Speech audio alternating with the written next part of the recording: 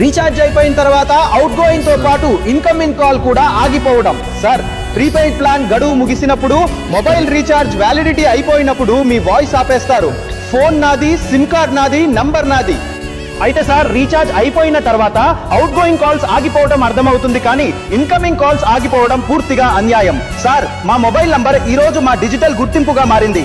UPI payment, banking OTP, train ticket OTP, pan, Aadhaar authentication, interview call, hospital call, అమ్మా నాన్నల ఊరి నుండి వచ్చే కాల్ వంటి అత్యవసర కమ్యూనికేషన్లు. ఈ విషయాలన్నీ ఇన్కమింగ్ కాల్స్ మరియు ఇన్కమింగ్ ఎస్ఎంఎస్ల ద్వారా వస్తాయి, మరియు ఒక వ్యక్తి రీఛార్జ్ చేయించడం మర్చిపోయినందున అవి నిలిపివేయబడతాయి.